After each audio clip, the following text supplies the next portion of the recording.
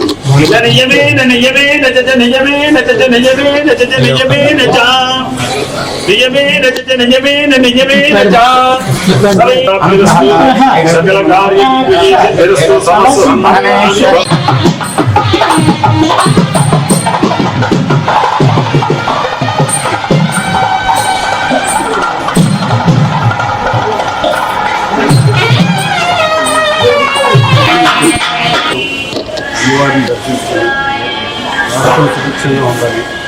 రాబోయే బడ్జెట్ సమావేశంలో రాష్ట్రానికి చక్కగా న్యాయం చేయాలి.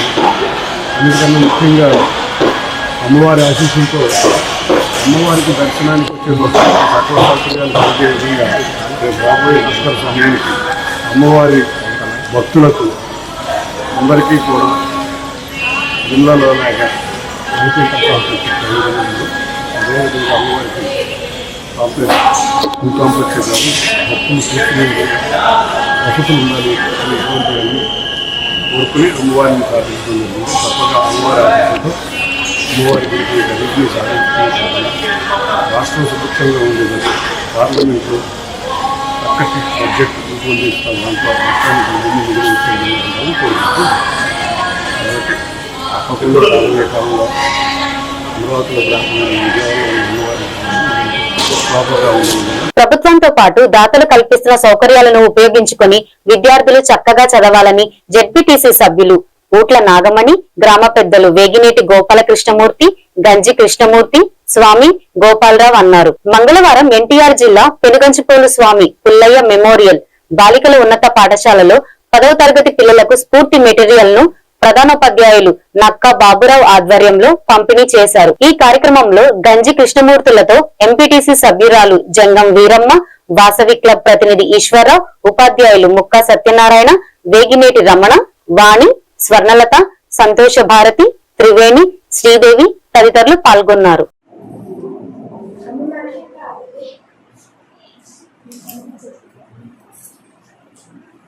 బాగోకపోతే స్కూల్ కి తీసుకొని వచ్చి ఇక్కడ టాబ్లెట్స్ అన్నా వేసుకొని ఉండమంటారే తప్ప ఇంటికాడ ఉండవద్దు అంటారు. సార్ అయితే మా గురించి చాలా బాధ్యతగా ఉంటున్నారు. టీచర్స్ అయితే మాకు గైడెన్స్ కూడా ఇస్తారు. టీచర్స్ మాకు చాలా బాగా లెసన్స్ చెప్తారు. ఏదైనా అర్థం కాకపోతే అడిగి మరీ తెలుసుకోమంటారు. ఎప్పుడు అడిగినా విసుకోకుండా సమాధానం అయితే మాకైతే చెప్తారు మేడమ్స్. ఈ అవకాశం ఇచ్చిన పెద్దలకు బీసీల రక్షణ చట్టంతోనే బీసీలకు భద్రత, ఆత్మరక్షణ సాధ్యమని బీసీ సంక్షేమ శాఖ మంత్రి సవిత అన్నారు.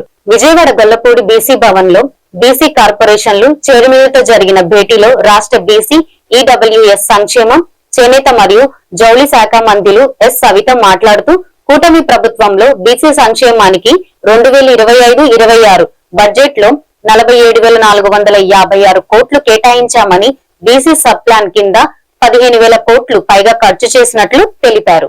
బీసీల సంక్షేమమే రాష్ట్ర ప్రభుత్వ ప్రధాన లక్ష్యమని భేటీలో ఈ మంత్రి స్పష్టం చేశారు. తమ ప్రభుత్వం బీసీలకు రాజకీయ న్యాయం కోసం చట్టసభల్లో 33% రిజర్వేషన్ తీర్మానం చేసి కేంద్రానికి పంపినట్లు స్థానిక సంస్థలు 34% రిజర్వేషన్లు అమలు చర్యలు తీసుకుంటున్నట్లు సవిత తెలిపారు. ఈ రోజు బీసీ కార్పొరేషన్ అందరితోనూ సుమారుగా 39 మందితో ఈ రోజు ఈ సమావేశం ఏర్పాటు చేయడం అనేది ముఖ్య కారణం ఏంటంటే బీసీల రక్షణ చట్టం, మరి అదే విధంగా మరి ఏదైతే మనం ఎన్నికల సమయంలో మాట ఇచ్చామో మరి మేనిఫెస్టో ప్రకారం బీసీలకు ఒక్కొక్కటిగా నెరవేరుస్తూ వచ్చాం. అంతేకాకుండా మరి ఒక పక్క సూపర్ 6 పథకాలు, ఒక పక్క మరి అభివృద్ధి, సంక్షేమం, సంపద సృష్టిస్తున్న ప్రభుత్వం కూటమి ప్రభుత్వం. మరి ఈ రోజు చైర్మన్లతో కూడా మరి ఆదరణ 1, ఆదరణ 2 మరి గతంలో ముఖ్యమంత్రి చంద్రబాబు నాయుడు గారు తెచ్చారు. ఆదరణ 3 గురించి ఏ విధంగా మనం దాన్ని అమలుపరచాలి అన్న విషయాన్ని కూడా చైర్మన్లు అందరితోనూ డిస్కషన్ చేయడం జరిగింది. అంతేకాకుండా మరి బీసీలకు 34% రిజర్వేషన్ విషయం కూడా జరగటం జరిగింది. అంతేకాకుండా మరి నామినేటెడ్ పోస్టులో రిజర్వేషన్ గురించి కూడా డిస్కషన్ జరిగింది. ఇది బీసీలకు పెద్దపీట వేసే ప్రభుత్వం కూటమి ప్రభుత్వం అనే విషయం కూడా తెలియజేస్తూ మరి నిజంగానే చాలా మంచి మీటింగ్ జరిగింది. గతంలో బీసీ సంఘాలతో మీటింగ్ పెట్టాం, మరి బీసీ కుల సంఘాలతో మీటింగ్ పెట్టాం, మరి గతంలో చైర్మన్లు డైరెక్టర్లతో కూడా మీటింగ్ పెట్టాం. మరి ఈ రోజు చైర్మన్లతో మాత్రం ఈ రోజు కూర్చొని మనము ఆదరణ 3 ఏ విధంగా ఇంప్లిమెంట్ చేయాలి, మరి బీసీల రక్షణ చట్టం ఏ విధంగా అమలుపరచాలి, మరి బీసీ భవన్లు ఏదైతే మన ముఖ్యమంత్రి చంద్రబాబు నాయుడు గారు మాటిచ్చారో బీసీ భవన్ లో కూడా నిర్మాణం చేయబోతున్నాం అన్న విషయం కూడా మీకు అందరికీ తెలియజేస్తూ మరి కూటమి ప్రభుత్వం అంటేనే బీసీల ప్రభుత్వం. మరి ఒక పక్క చంద్రబాబు నాయుడు గారు, ఒక పక్క మన పవన్ కళ్యాణ్ గారు, అదే విధంగా మరి లోకేష్ బాబు గారు కూడా ఎప్పటికప్పుడు బీసీలను అర్థం చేసుకోవాలి, బీసీల అభివృద్ధి ధ్యేయంగా పనిచేస్తున్నారు. ఈ రోజు ఎంఎస్ఎంఈ ద్వారా కూడా బీసీలకు రిజర్వేషన్లు కేటాయించడం, సూర్యగర్లో కూడా మరి 20,000 రూపాయలు అదనంగా బీసీలకు సబ్సిడీ కూడా ఇవ్వడం ప్రభుత్వం తరఫున కూడా జరుగుతుంది. అదే కాకుండా మరి ప్రతి ఒక్కరిని ప్రతి ఇంటి నుంచి కూడా ఎంటర్ప్రెనర్ గా తయారు చేయాలనేదే ముఖ్యమంత్రి గారి లక్ష్యం. మరి బీసీ స్టడీ సర్కిల్ ద్వారా కూడా మనం గతంలో మీకు అందరికీ తెలుసు మరి డిఎస్సి నోటిఫికేషన్ ఇవ్వడం, నోటిఫికేషన్ ఇచ్చిన తర్వాత మన డిపార్ట్మెంట్ ద్వారా కూడా మరి ప్రతి జిల్లాలోనూ డిఎస్సి కోచింగ్ సెంటర్లు ఏర్పాటు చేసాం. అందులో కూడా సుమారుగా 300 మంది పిల్లలు మన కోచింగ్ సెంటర్ లో తీసుకున్న వారు సెలెక్ట్ కావడం కూడా చాలా ఆనందం. అదే విధంగా సివిల్ సర్వీస్ కోచింగ్స్ కూడా మరి ఫస్ట్ బ్యాచ్ అయిపోయింది, ఇప్పుడు సెకండ్ బ్యాచ్ కూడా అన్ని అకామిడేషన్ చేసి వారికి భోజన వసతి కావచ్చు, ఉండడానికి సౌకర్యం కావచ్చు, మరి మంచి ఎక్స్పీరియన్స్ ఉన్న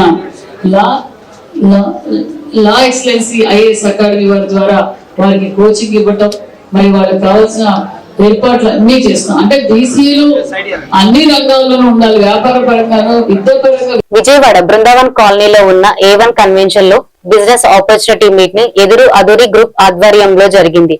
అదూరి గ్రూప్ కొత్త ప్రాజెక్టు బ్రోచర్ లాంచ్ చేసిన చైర్మన్, బోర్డు మెంబర్లు. ఈ సందర్భంగా చైర్మన్ అదూరి రామాంజనేయులు చైర్మన్ మాట్లాడుతూ అదూరి గ్రూప్ విజయవాడలో ప్రారంభించడం చాలా ఆనందంగా ఉంది. హైదరాబాద్ లో సక్సెస్ అయిన మా అదూరి గ్రూప్ ఇప్పుడు విజయవాడకి వచ్చింది. విజయవాడలో ఈ 2 వెంచర్లు ప్రారంభించడం జరిగింది. వచ్చే నెలలో విశాఖలో ప్రారంభిస్తున్నామన్నారు. ఈ ఏడాది కర్నూలు, బెంగుళూరు, దుబాయ్ లో కూడా మా ప్రాజెక్టులు ప్రారంభం కానున్నాయని మొదటి నుంచి మా సంస్థ నమ్మకంతో ముందుకు సాగుతుందన్నారు. మరి అలాంటి విజయాల వల్ల మనమందరూ విజయాలు అందుకోవడానికి కరతాల ధ్వనితో చప్పట్లు. ఒక మహాకవి చెప్పాడు, హైదరాబాద్ లో నాకు తెలిసిన వ్యక్తి ఒకడు అడిగాడు, అన్న ఎక్కడికి వెళ్తున్నావు అన్నా అంటే, అరే బాబు విజయవాడ వెళ్తున్నాను. దేనికన్నా అంటే ఆధురి గ్రూప్ విజయవాడలో ప్రారంభమవుతుంది, మొట్టమొదటి మాస్ మీటింగ్ వెళ్తున్నానని చెప్తే అప్పుడు అన్నాడు, అన్నా నిన్న ఒక ప్రశ్న వేయొచ్చా అని అడిగాడు.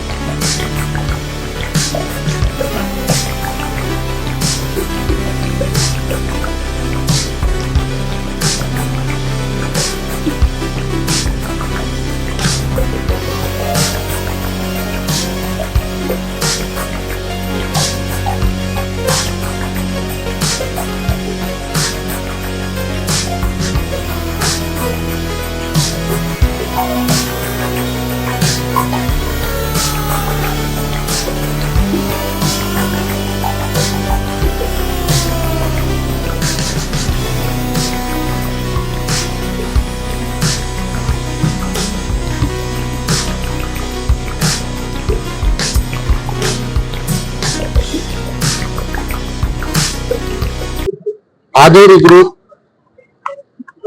అమరావతిలో బెంజ్ సర్కిల్లోని ట్రెండ్సెట్ మాల్లో మా ఆఫీస్ని ఓపెన్ చేయడం జరిగింది. అదేవిధంగా అట్ ఎ టైం 2 ప్రాజెక్ట్స్ని లాంచ్ చేయడం జరిగింది. ఇందుకు మేము చాలా సంతోషిస్తున్నాం. హైదరాబాద్లో నంబర్ ఆఫ్ ప్రాజెక్ట్స్ కంప్లీట్ చేశాం. దాదాపు 16 ప్రాజెక్ట్స్ ప్రజెంట్ రన్నింగ్ లో ఉన్నాయి. దానితో పాటు విజయవాడలో 2 ప్రాజెక్ట్స్ ఈ రోజున లాంచ్ చేయడం జరిగింది. నెక్స్ట్ మంత్ ఫిబ్రవరిలో విశాఖపట్నంలో మా బ్రాంచ్ ఆఫీస్ లాంచ్ చేయబోతున్నాం.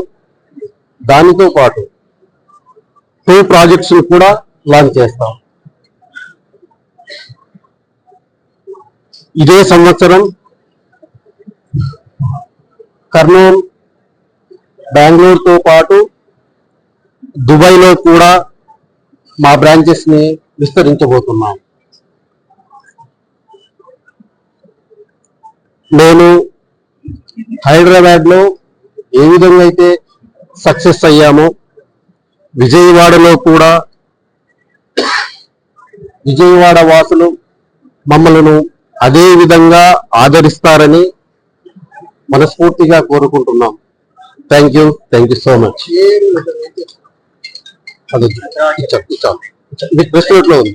ప్రభుత్వ ఏరియా హాస్పిటల్ గుడివాడలో రోగులకు మెరుగైన వైద్య సేవలను అందించే లక్ష్యంతో ప్రతిష్టాత్మకంగా national quality assurance standard NQAS ను విజయవంతంగా అమలు చేస్తున్నట్లు ఆసుపత్రి సూపరింటెండెంట్ డాక్టర్ ఎస్ ఇందిరాదేవి తెలిపారు. కేంద్ర ఆరోగ్యం కుటుంబ సంక్షేమ మంత్రిత్వ శాఖ నిబంధనల ప్రకారం ఆసుపత్రిలో పలు మౌలిక సదుపాయాలు సేవలను రోగికి OP, IC సేవల్లో నాణ్యత, ఉచిత మందులు అందుబాటులో ఉండడం, ఆపరేషన్ థియేటర్లలో, వార్డులలో అత్యాధునిక జాగ్రత్తలతో పాటు రోగుల అభిప్రాయాలు, వారి హక్కులను గౌరవించడంతో పాటు మరణాల రేటు తగ్గించి ప్రభుత్వం వైద్య విధాన పరిషత్ యొక్క నిబంధనలకు నిరంతరంగా కృషి చేస్తున్నామన్నారు. కార్యక్రమంలో district quality consultant doctor B Kranthi, Skanda hospital RMO Krishnadoram వైద్య సిబ్బందిలో పాల్గొన్నారు.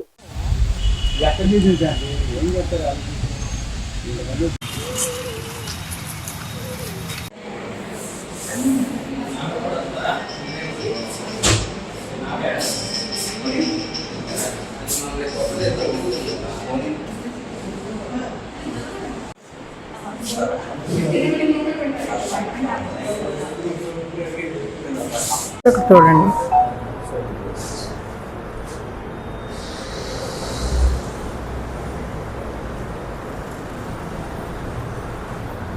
నమస్కారం అండి, నేను doctor Indiradevi, medical superintendent area hospital Gudivada.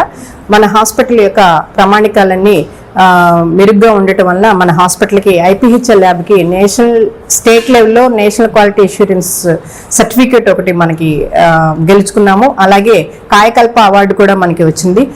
తర్వాత ఇప్పుడు మళ్ళీ NQAS లక్ష్య ముస్కాన్ అనే సర్టిఫికేట్స్ కూడా మనం ప్రయత్నం చేస్తున్నాము. సో ఆ వర్క్స్ ఈ రోజు నుంచి మొదలుపెట్టి మనకి ఈ 3 సర్టిఫికెట్స్ NQAS లక్ష్య ముస్కాన్ సర్టిఫికెట్స్కు గెలుచుకునే ప్రయత్నంలో ఉన్నాము.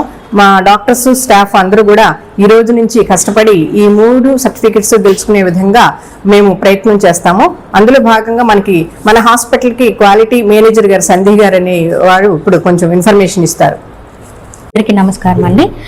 నేను జిల్లా నాణ్యత ప్రమాణాల అధికారి, డిస్ట్రిక్ట్ క్వాలిటీ కన్సల్టెంట్ క్రాంతి సంధ్య. ఈరోజు మన area hospital గుడివాడకి already Kayakalp certificate అనేది రావడం జరిగింది. దాంతోపాటు మన ప్రభుత్వం వారు నాణ్యత ప్రమాణాలు జాతీయ స్థాయిలో అందుబాటులో ఉండేలాగా కృషి చేయడానికి మన హాస్పిటల్కి కావాల్సిన అన్ని సదుపాయాలను కూడా ఇస్తున్నారు. దానిలో భాగంగా ఇంకా రోగులకు నాణ్యమైన మరియు ఇంకా ఇన్ఫర్మేషన్ తో కూడిన సేవలు అందించడానికి ఈ రోజు ఆ పనిలో భాగంగా నాణ్యత ప్రమాణాలు అందించే పనిలో భాగంగా కొన్ని బోర్డ్స్ అనేది మనం ఈ రోజు ఫిక్స్ చేయడం జరుగుతుంది.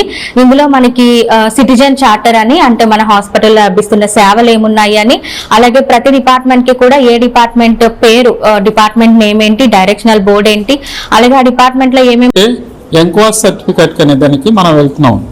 నేషనల్ క్వాలిటీ అష్యూరెన్స్ స్టాండర్డ్స్ అంటే దీని అర్థం ఏంటంటే మన భారతదేశంలో ఒక హాస్పిటల్లో ఉండేటువంటి అన్ని సదుపాయాలు ఉన్నాయా లేవా అని ఈ టీం అనేది వేరే స్టేట్ నుంచి వస్తారు. మన స్టేట్ నుంచి రారు, వేరే స్టేట్ నుంచి వచ్చి వాళ్ళు 100 మార్కులకి మనం 75% మార్కులు దాటితే మనకు ఆ సర్టిఫికేట్ ఇస్తారు. అంటే ఏంటంటే చిన్న సింపుల్గా చెప్పాలంటే ప్రతి రూమ్లో ఏమేమి ఉండాలి, ఎలా ఉండాలి, అవి నాణ్యత కలిగి ఉండాలి, స్టాండర్డ్ కంపెనీస్ అయి ఉండాలి. డూప్లికేట్ కంపెనీ పెట్టినా సరే వాళ్ళు మార్కులు వేయరు. సింపుల్గా ఒక ఉదాహరణకి మనం ఒక పెన్ను తీసుకున్నాం అనుకోండి, పెన్ను రీపులు అన్ని పెట్టి ఆ పైన మూత లేదనుకోండి, దాని మార్కులు వేయరు, 0 వేసుకుని వెళ్ళిపోతారు. అలాగా వాళ్ళు నిష్పక్షపాతంగా చెక్ చేసి మనకు ఒక సర్టిఫికెట్ అనేది. పల్నాడు జిల్లా పిడుగురాలలో మద్ద సాల్మన్ ను హత్య చేయడాన్ని ఏపీ ఎంఆర్పీఎస్ రాష్ట్ర అధ్యక్షుడు దండు వీరయ్య మాదిగా ఖండించారు. ఈ రోజు ఆయన గుడివాడ విచ్చేశారు. ఈ సందర్భంగా ఎంఆర్పీఎస్ నాయకులతో కలిసి ఆయన మీడియాతో మాట్లాడుతూ హత్యకు పాల్పడిన వారిని చట్ట ప్రకారంగా ఖచ్చితంగా కఠినంగా శిక్షించాలని డిమాండ్ చేశారు. ఈ కార్యక్రమంలో ఎంఆర్పీఎస్ నాయకుల కంజర్ల సుధాకర్, కొదమల గంగాధర్, రావు, మాదిగ, శేఖర్, సుబ్బారావు తదితరులు పాల్గొన్నారు. మనకు కావాలి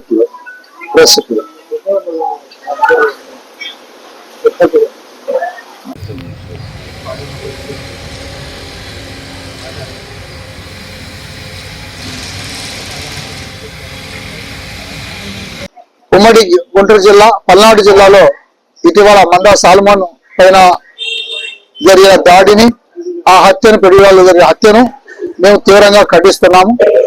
దాంతోపాటు ఎవరైతే నిందితులైతే ఉన్నారో ఆ నిందితులమైన చట్టపరమైన చర్యలు తీసుకోవాలి. ఈరోజు దళితుల మధ్యనే చిచ్చు పెట్టడం అనేది కూడా నేరం కాదనుకుంటున్నారు. దళిత సామాజిక వర్గాల మధ్యన చిచ్చు పెట్టి వారి హత్యకు కారకులైతే ఆ వ్యక్తులను కూడా దీంట్లో భాగస్వాములు చేసి ఆ కేసులో మొదటి ముద్దాయిలుగా వాళ్ళనే చేర్చాల్సిందిగా నేను ఏపీఎంఆర్పీఎస్ తరఫున డిమాండ్ చేస్తున్నా. అట్లాగనే ఎస్సీ కమిషన్ కూడా గ్రామాన్ని సందర్శించాలని మరి నిన్న జోహార్ గారిని మేము కోరాము. 29వ తారీఖు నాడు వారు ఆ గ్రామాన్ని సందర్శించనున్నారు. ఎవరైతే ఆ నిందితులు ఉన్నారో ఆ నిందితులైన చట్టపరమైన చర్యలు తీసుకొని ఇలాంటి సంఘటనలు పునరావృతం కాకుండా ప్రభుత్వాలు, హోంమంత్రి గారు, డీజీపీ గారికి నిర్దిష్టమైన ఆదేశాలు జారీ చేసి ఆంధ్రప్రదేశ్ లో ఎక్కడైనా కూడా ఏ మారుమూల ప్రాంతాల్లో కూడా దళిత గిరిజనులపైన దాడులు, హత్యలు, అత్యాచారాలు పూర్తిగా దాన్ని అరికట్టడానికి కోసం సరైన పద్ధతిలో వారికి మంచి సూచనలు, సలహాలు ఇవ్వాల్సిందిగా మేము హోంమంత్రి గారిని కోరుతా ఉన్నాం. అలాగనే కమిషన్ కూడా ఇమ్మీడియట్లీ ఎప్పుడైతే ఎక్కడైనా జరిగినా వెంటనే ఆ యొక్క గ్రామాలను సందర్శిస్తే మేము వాళ్ళు ధైర్యంగా ఉండడానికి అవకాశం ఉంది. ఇలాంటి సంఘటనలు కూడా జరగకుండా ఉంటాయని చెప్పని కమిషన్ కూడా మేము కోరాము. తప్పకుండా మరి ఏపీ కమిషన్ తో పాటు నేషనల్ కమిషన్ రాజ్యాంగ దినోత్సవాన్ని నిన్న అత్యంత ఘనంగా భారతదేశంలో జరుపుకోవడం జరిగింది.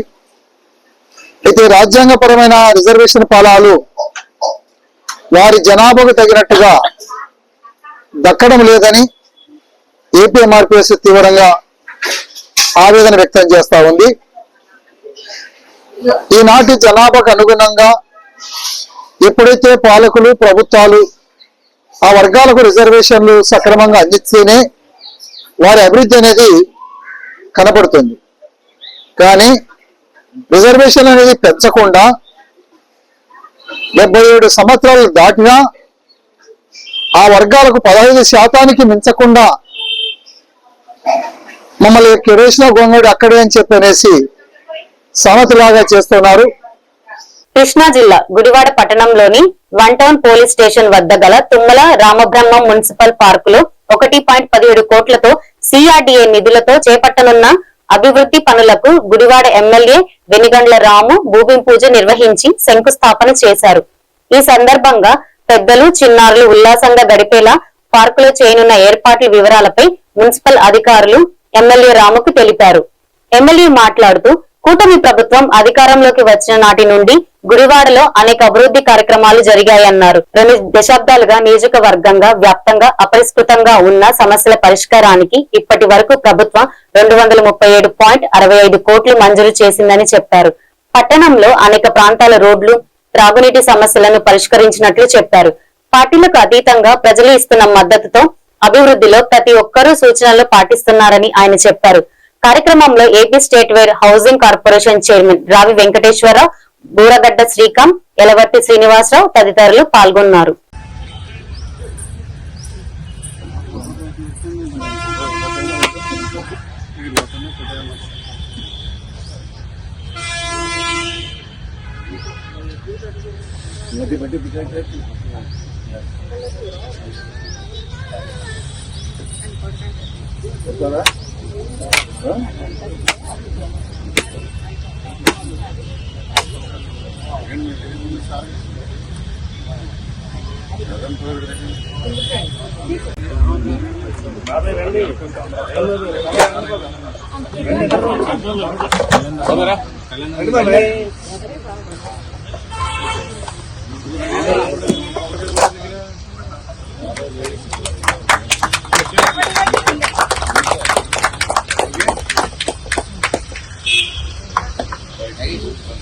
అడ్వకేట్ రైజ్ చేద్దామా? అడ్వకేట్ రైజ్ చేద్దాం.